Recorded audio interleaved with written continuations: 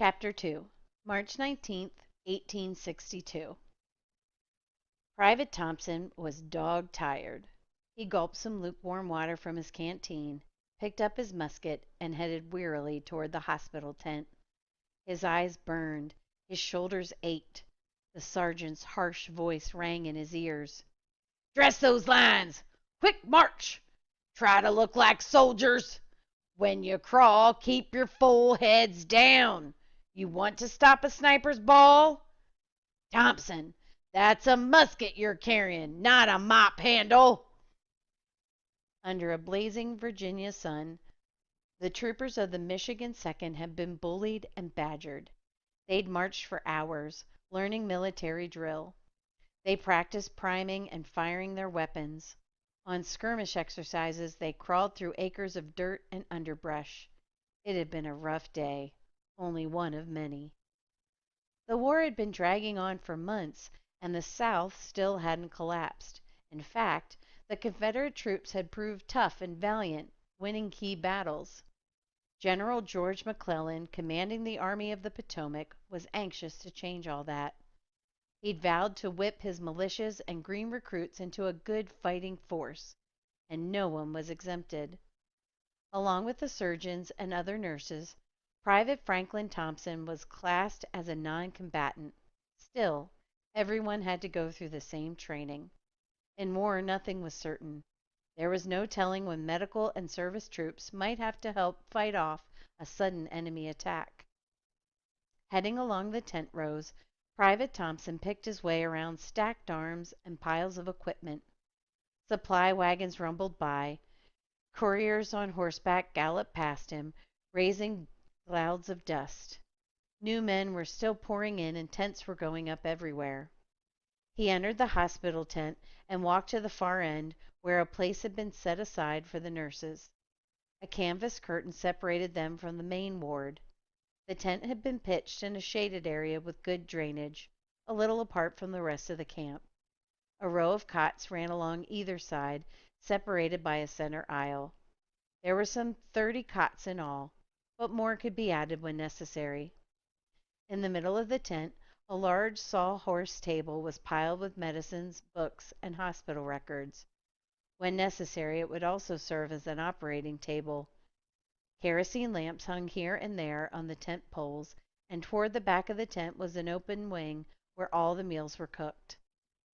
Thompson's unit, a small one, was made up of the head surgeon, Dr. Hodes, his assistant, Lieutenant Reese, 4 male nurses, 2 cooks, a ward master, and an orderly who chopped wood, hauled water, and did the heavy chores.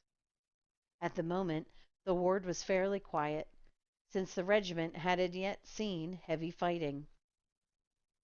There were the usual cases of dysentery and some sniper gunshot wounds. One officer had cracked a hip when his horse stumbled and fell on him. A young soldier's foot was crushed when a cannon recoiled before he could leap clear. And a veteran of the Mexican War, who'd ridden with Winfred Scott at Cerro Gordo, was down with a case of pneumonia. Other patients who suffered from assorted burns and minor mishaps were treated and then sent back to their outfits. The soldier peered into the ward and nodded to the men on duty. He dumped his gear and checked the time. Dr. Hode's nurses worked in pairs, 6 hours on and 6 hours off, around the clock. He had a whole hour before his next shift, time enough for a nap and a bite to eat. Lying on the cot with its thin straw mattress, Thompson stretched luxuriously. The sounds of camp life faded away. A few fat flies droned lazily. He closed his eyes and tried to recall all that had happened since Franklin Thompson had enlisted. Of course, those first few weeks had been the roughest. Emma smiled as she thought of how nervous she'd been, how worried that someone would discover her secret, and Lord, what a peck of problems she'd had to face. How to steal a bit of privacy when she needed it, or how to behave around some of the coarser men. Emma was modest by nature, but tough and determined. With faith and good humor, she'd worked to solve those difficulties, and now Private Thompson was well established, with nobody any the wiser.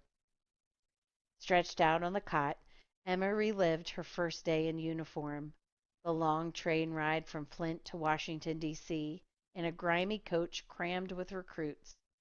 Unsure of her disguise, she'd kept to herself, gazing out the window and answering curtly if a question came her way. In Washington, the new men were issued arms and divided into regimental companies. Later, Emma had time to explore the bustling capital. There were army uniforms everywhere. Tents and bivouacs were jammed into every inch of park and vacant lot.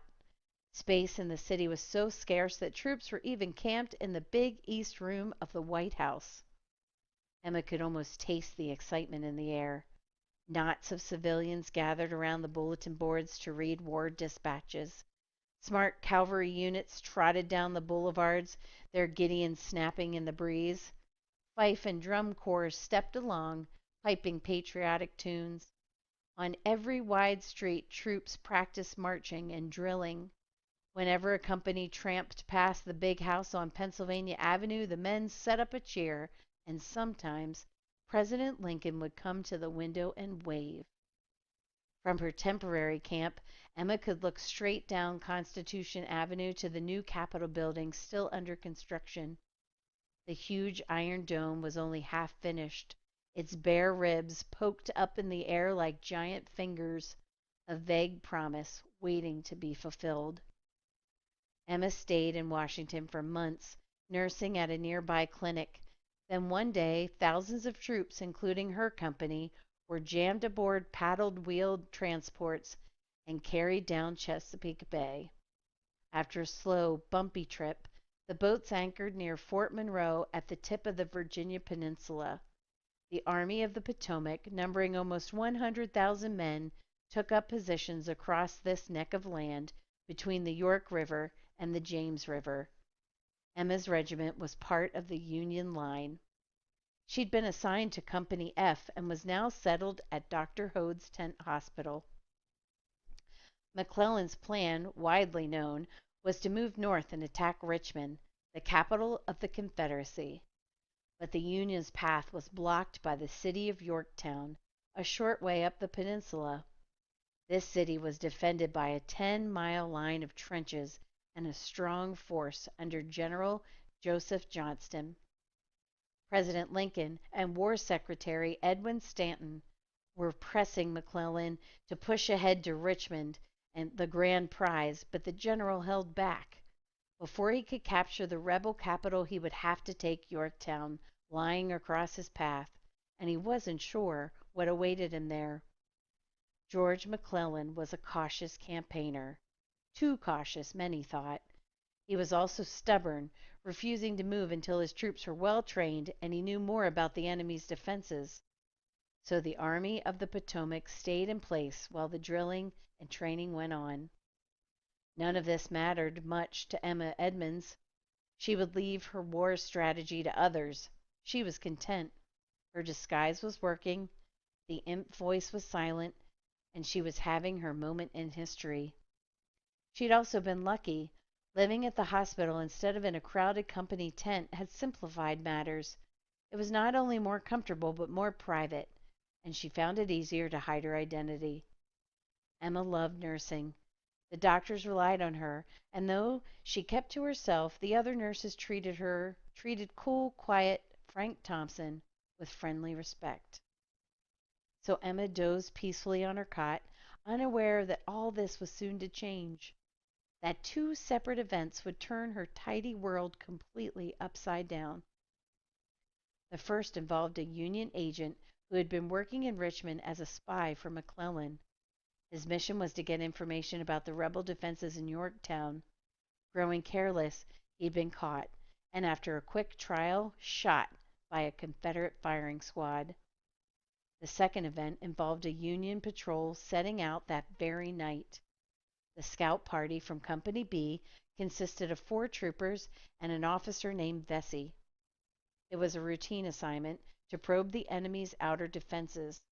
With luck, the party might capture a rebel picket and bring him in for questioning. The men smeared dirt on their hands and faces to cut down their visibility and removed all loose metal that might clank or jingle. Then they slipped silently into the Virginia night. There was nothing unique about either event. On the great sweeping canvas of war, they were fairly minor episodes, but for Emma Edmonds, they were crucial. Taken together, these two events played a major part in her future, starting her on a path filled with risk and danger.